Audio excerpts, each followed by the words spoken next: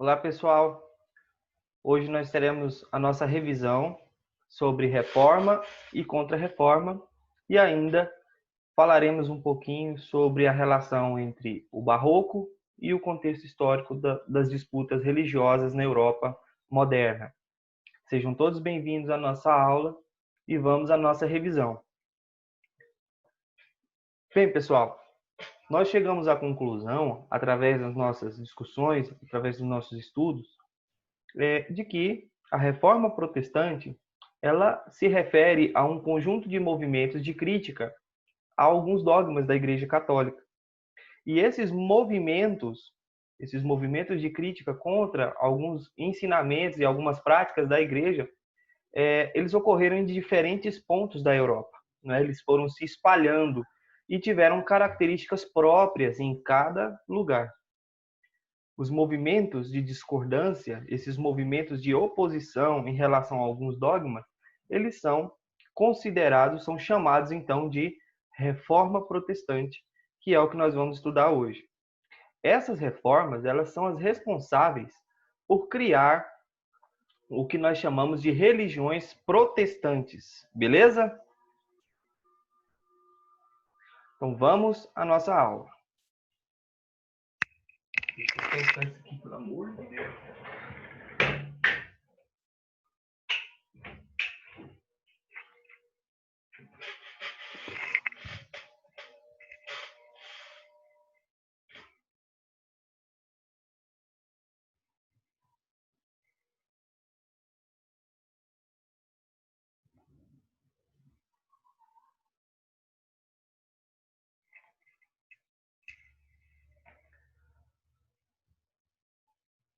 Bem, pessoal, quando nós falamos em reforma protestante, nós vamos analisar aqui alguns representantes desse movimento, alguns dos grandes representantes do movimento protestante ou do protestantismo na Europa. Vamos ao primeiro caso, que é o de Martinho Lutero, não é? Um monge que vivia na Alemanha e que tinha algumas discordâncias em relação a algumas práticas da igreja. E ele escreveu um documento chamado 95 Teses, em que ele apontava algumas críticas a algumas práticas da igreja. E ele fixou esse documento na porta da igreja de Wittenberg, na Alemanha. Vamos analisar mais especificamente quais são essas ideias. Bem, segundo Lutero, a salvação deveria ser individual e ela depende única e exclusivamente da fé do indivíduo e não dos rituais que a igreja promovia na época. Segundo ele ainda, a Bíblia deveria ser livremente interpretada pelos fiéis e não apenas pelos clérigos. Então, segundo o Lutero, a salvação é individual, ela depende da fé do indivíduo, a Bíblia deveria ser interpretada livremente pelos fiéis e os rituais nada poderiam fazer pela salvação do indivíduo, ok? Então, olha só, ele foi o responsável também por traduzir a Bíblia do latim para o alemão, ok? Então, essas são basicamente as ideias defendidas ao longo aí desse movimento chamado de Reforma Protestante, ok? Olha, o protestantismo, não é? O luteranismo, ele teve tanta influência que acabou gerando, influenciando movimentos sociais, revoltas camponesas. Veja um caso aqui em que os camponeses se revoltaram contra o clero e a nobreza. Então, as revoltas camponesas que ocorreram na Alemanha entre 1524 e 525 se referem a camponeses que se revoltaram contra o clero, ou seja, membros da igreja, e a nobreza. Segundo eles, queriam o retorno do direito ao uso das terras comunais. Como nós vimos nas aulas de história sobre o feudalismo, uma das partes do feudo era o manso comunal, em que todos os servos, todas as pessoas que viviam no feudo poderiam fazer uso. Então, os camponeses estavam se rebelando para que tivessem direito ao retorno do uso das terras comunais. O principal líder desse movimento foi o Thomas Müntzer, tá? E esses revoltosos acabaram sendo punidos diante desses movimentos. Mas esse é um bom exemplo para que a gente compreenda como críticas que vieram de dentro da igreja acabaram influenciando outros movimentos, como movimentos sociais, as revoltas camponesas. Nós temos um outro representante aí do protestantismo, que é o João Calvino, que também era um religioso, um teólogo, que começou a espalhar as suas ideias na França, mas por ser perseguido acabou indo para Genebra, na Suíça. Segundo ele, uma das principais ideias do calvinismo é a ideia da predestinação, ou seja, a salvação seria predestinada às ações humanas e os seres humanos não poderiam mudar o destino. Então, os seres humanos alguns seres humanos estão destinados ou não a serem salvos. Essa ideia da salvação através da predestinação acabou sendo apropriada pela burguesia, pela classe econômica e mercantil da época. E isso acabou por legitimar uma ideologia de que a salvação e sucesso financeiro seriam sinônimos. Ou seja, se a pessoa trabalha, se a pessoa tem uma vida de esforço, de muito trabalho, ela acabaria sendo recompensada através dessa salvação. Ou seja, através das obras do indivíduo, a gente poderia identificar se ele vai ser salvo ou não. Essa ideia foi muito divulgada entre a burguesia e acabou sendo apropriada por essa classe social que estava surgindo na Europa nesse período. Outro exemplo é o caso do rei Henrique VIII, esse já na Inglaterra. Aqui é um caso bem específico, em que quem fez a reforma, o protagonista da reforma, foi o próprio rei, em função do pedido de cancelamento do seu casamento com a rainha Catarina de Aragão. Então, como o Papa negou esse pedido, não é, o rei acabou rompendo com a igreja e anulou o poder da igreja na Inglaterra, fazendo com que os bens da igreja fossem todos confiscados. E isso também acabou por gerar um fortalecimento da monarquia inglesa e a criação da igreja anglicana.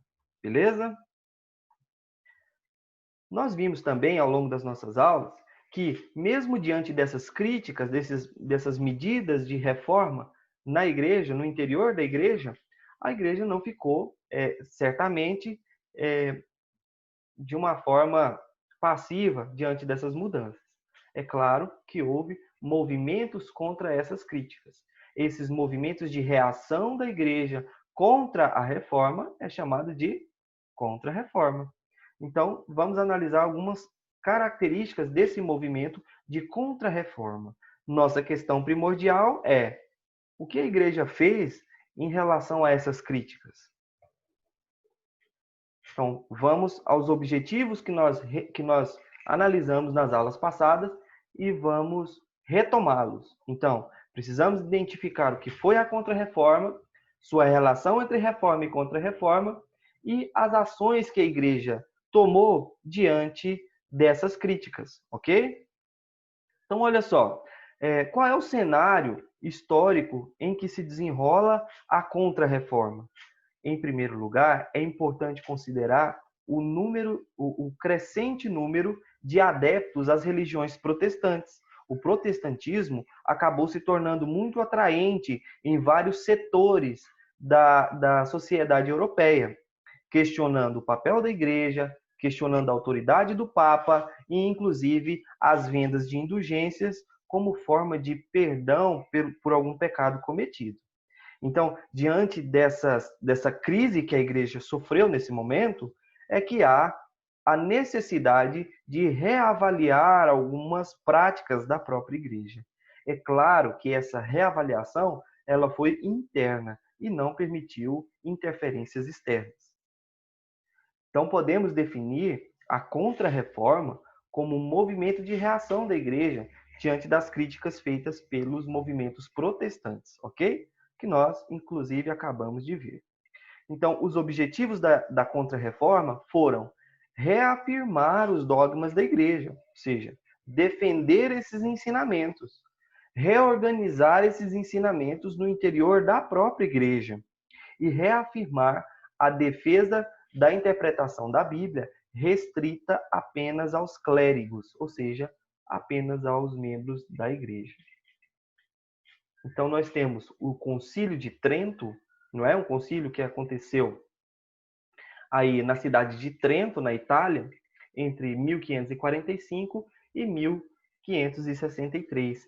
Esses encontros, essas reuniões internas, elas tinham como principal função discutir os dogmas da igreja, reavaliar o papel da igreja e discutir alguns pontos das 95 teses do Martinho Lutero, que foi o principal crítico aí da igreja.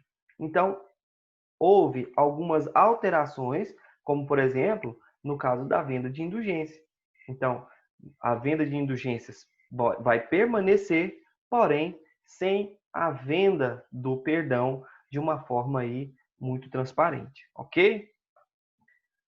Outra medida tomada pela igreja em relação à reforma foi a criação da Companhia de Jesus ou os jesuítas.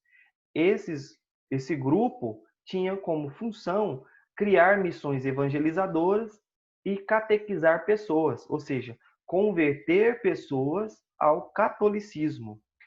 Nesse momento em que ocorre essa turbulência na igreja, dos principais dogmas e dos principais pilares da sociedade europeia, que é a igreja e o Estado, nós vamos ter a chegada dos europeus na América, como uma consequência aí da expansão marítima.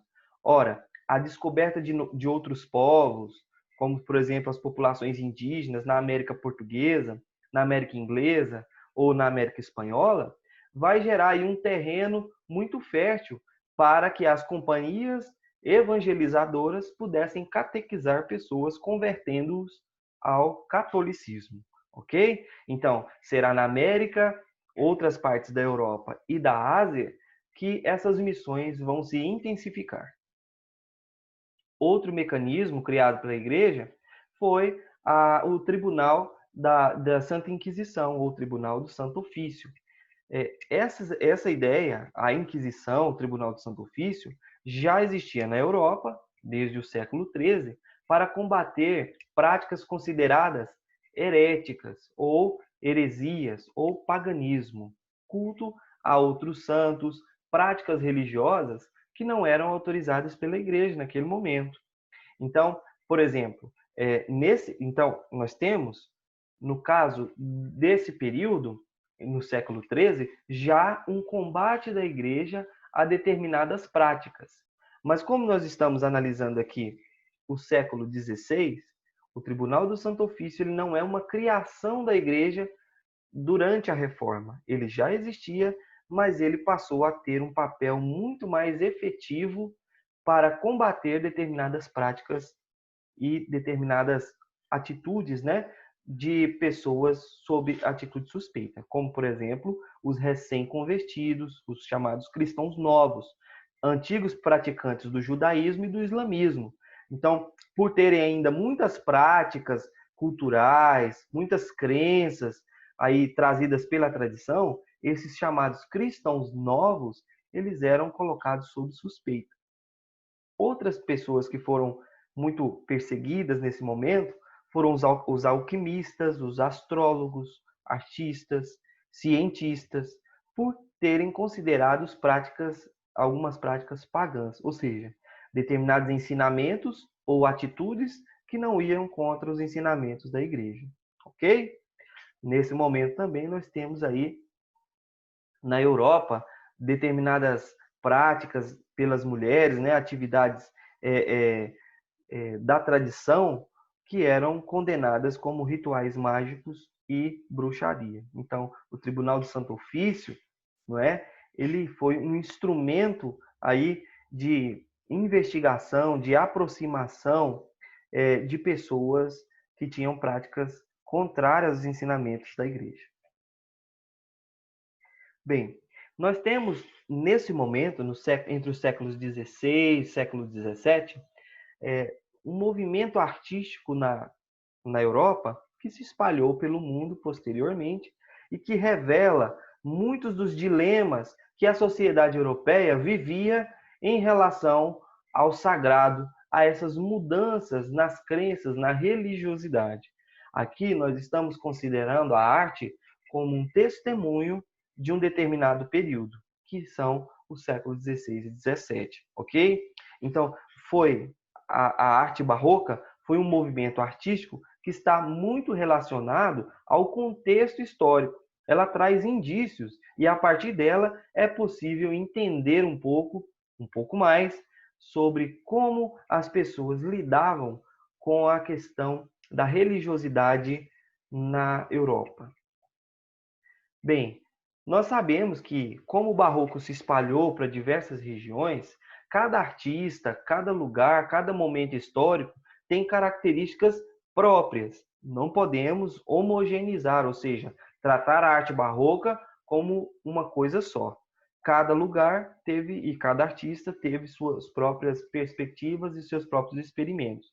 Mas nós podemos identificar alguns elementos que são característicos desse movimento artístico, como, por exemplo, o predomínio de temas religiosos, a riqueza nos detalhes e nas formas, expressões dramáticas dos personagens retratados, a preferência pelas curvas e pelos contornos em detrimento de figuras geométricas, como um rompimento aí com a arte renascentista, por exemplo, não é? Então a arte barroca vai ser uma arte mais religiosa.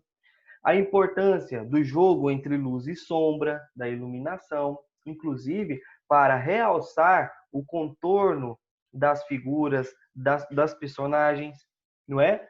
Nós temos também o uso de contrastes para evidenciar a proximidade entre o divino e o humano. E também essa dualidade no jogo entre luz e sombra revela muitos dos dilemas que os europeus viviam em relação ao divino, entre a luz e a sombra, entre a fé e a razão, já que no século XVI, né, desde o século XV, mas no século XVI também, muitas certezas, muitas convicções que os europeus tinham em relação à ciência, em relação ao seu lugar no mundo, foram abalados, seja pela descoberta, a chamada descoberta da América, ou seja pela teoria heliocêntrica, não é? Ou pela descoberta de de novas regiões, de outros povos e culturas. Então, muitos dos pilares das certezas e convicções que os europeus tinham foi abalado nesse momento. Então, a arte barroca ela revela essa dualidade entre fé e razão, entre luz e sombra, não é? Essa dicotomia e essa oposição entre dois elementos. Vamos observar, por exemplo, nessa imagem. As figuras, elas têm expressões dramáticas e reflexivas. Há claramente o jogo entre luz e sombra.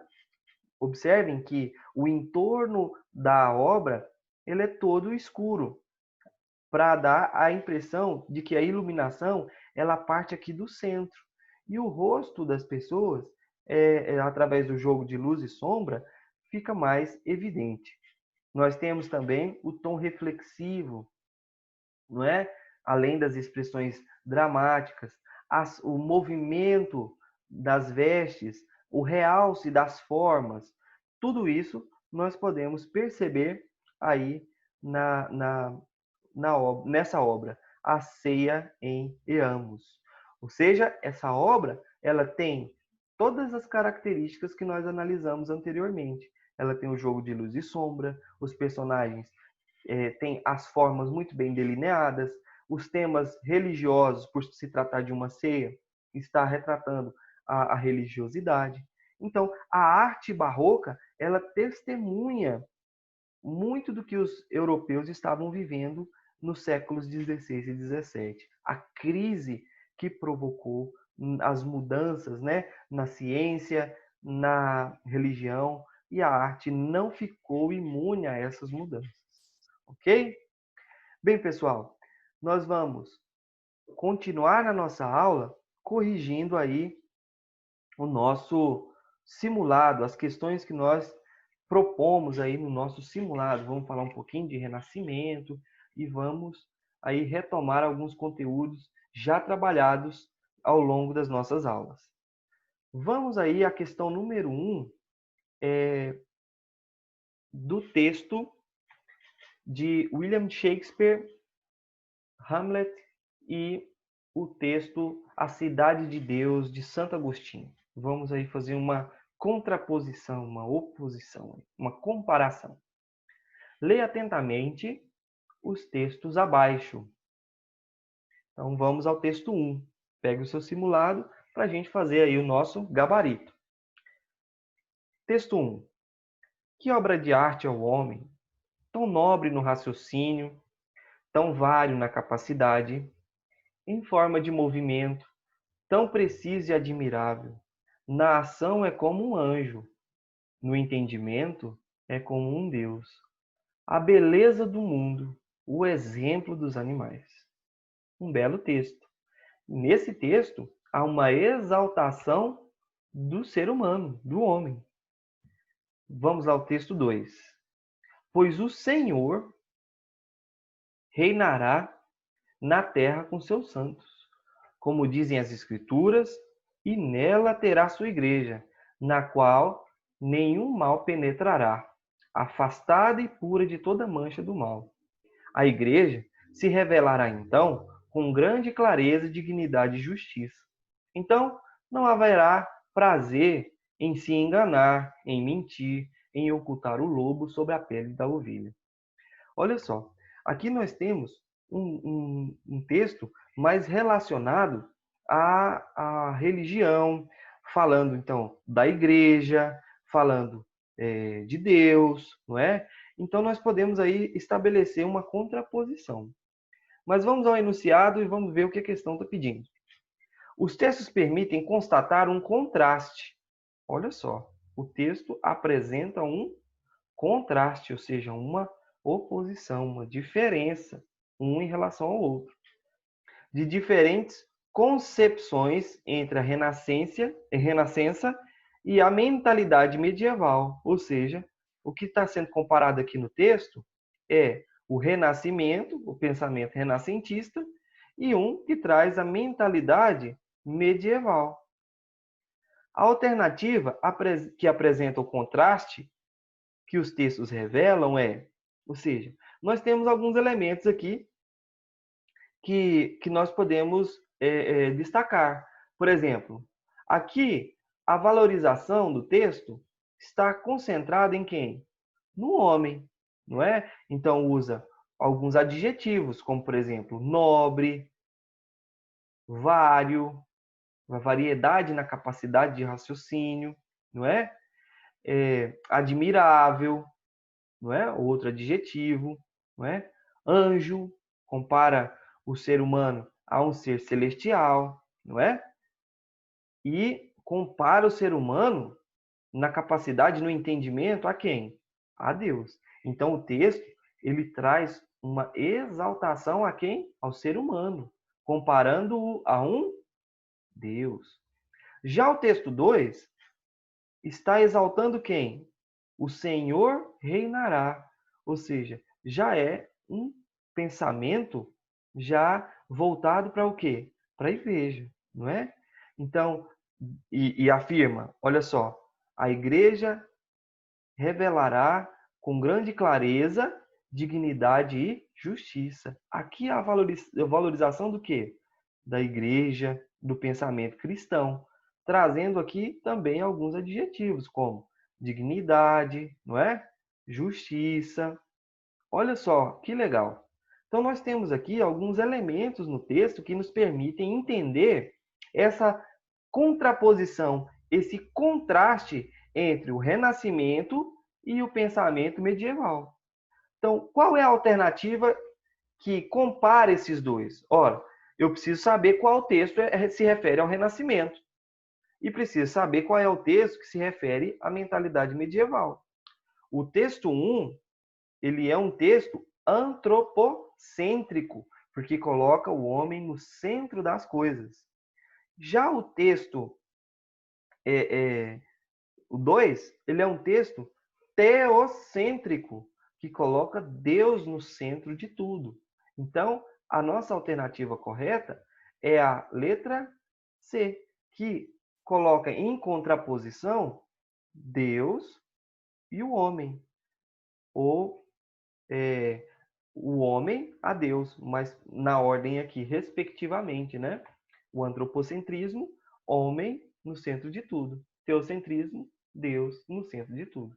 Entenderam aí a contraposição? Conseguiram aí captar a ideia? Então, nós temos dois textos e esses textos me permitem inseri-los em seus contextos históricos. Se eu leio a obra do Shakespeare, eu sei que ele está, nesse trecho, exaltando o ser humano. Se eu leio a obra do Santo Agostinho, eu sei que ele está exaltando aí a figura de Deus. Ok? Vamos aí à questão número 2. Entender um pouquinho agora da Reforma Protestante.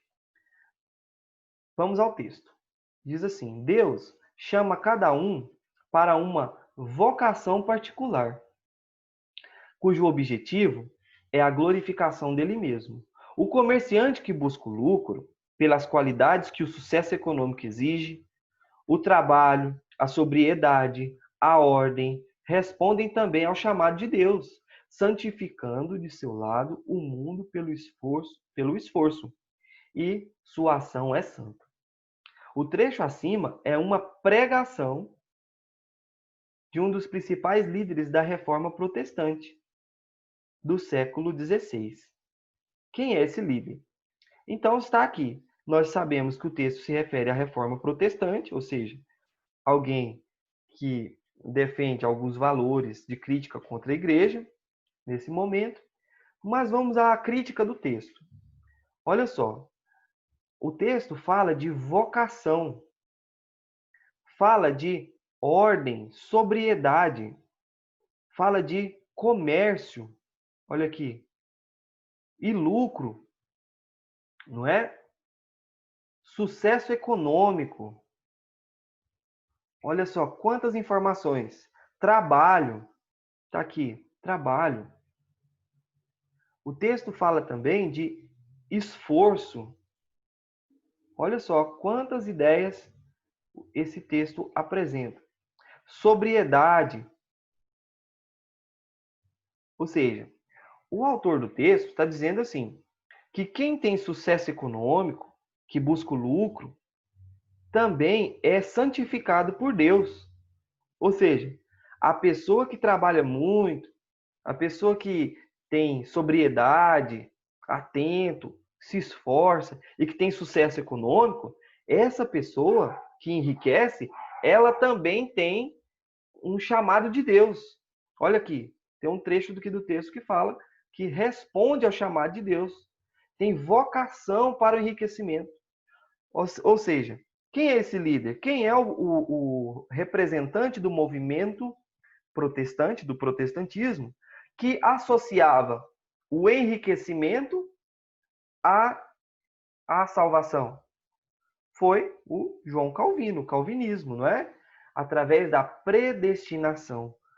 Conseguiram entender? Então, olha só, o chamado de Deus. Deus chama, ou seja, Deus destina as pessoas. A palavra aqui, chamar, significa destinar. Dar à pessoa um destino para que ela glorifique o próprio Deus através das suas obras. E é assim que nós vemos se uma pessoa vai ser salva ou não. Beleza? Então, quando vocês forem aí nos seus estudos, ao ler uma questão, faça como nós estamos fazendo agora. Circule aí as palavras mais importantes, as palavras que têm um efeito semântico muito grande no texto, para que você tenha uma interpretação mais proveitosa. Vamos à nossa questão 3 para finalizar. A Reforma Católica surgiu no seu interior, com uma dupla finalidade, nesse período tão conturbado para o clero romano. Assinale a alternativa que relata tais finalidades para a Contra-Reforma. Ou seja, o que o texto está falando? Está falando de reforma protestante, não é? E ela teve no seu interior a Reforma Católica, ou seja, a Reforma Católica aqui, ela é a Contra-Reforma. É a reforma que a própria igreja fez no seu interior, que nós chamamos na nossa aula de Contra-Reforma. E ela tinha dois significados, ou seja, ela tinha dois objetivos. Dupla finalidade. Aqui a dupla finalidade são os dois objetivos que a igreja tinha. E é para a gente identificar quais são essas duas finalidades. Ou seja, quais são as duas finalidades da Contra-Reforma. Aqui o exercício já coloca com mais clareza. Então vamos lá. Quais eram os objetivos da Contra-Reforma? Será que os objetivos eram montar seminários para os padres? Não, porque essa prática já existia. A igreja já estava formando clérigos. Criar novas doutrinas e aceitar propostas religiosas? Foi isso que a gente viu na nossa aula? Claro que não. Nós vimos na nossa aula que a igreja fez os seus concílios, o concílio de Trento, internamente, sem aceitar imposições externas, ok? Criar rituais católicos e se separar da política? Claro que não. Um dos pontos de crítica do Martinho Lutero era que a igreja interferia muito nos assuntos internos dos reinos, dos estados. E isso gerava um desgaste. Por quê? Porque a igreja queria reafirmar a sua necessidade como instituição, não é? Ou seja, atuar em diversos setores da sociedade. E, de fato, ela fazia isso. Então, vamos lá. Letra D. Conter o avanço do protestantismo e discutir as críticas internas da própria igreja? Foi esse o objetivo da Contra-Reforma? Sim, esse foi o objetivo da Contra-Reforma. Evitar que o protestantismo se espalhasse pela Europa, ao mesmo tempo que fizesse críticas internas às suas próprias atitudes, às suas próprias práticas. Beleza? Bem, pessoal, eu vou encerrando aqui a nossa aula. Espero que vocês tenham gostado. Espero ter sido claro com vocês. E até o nosso próximo encontro. Um forte abraço a todos.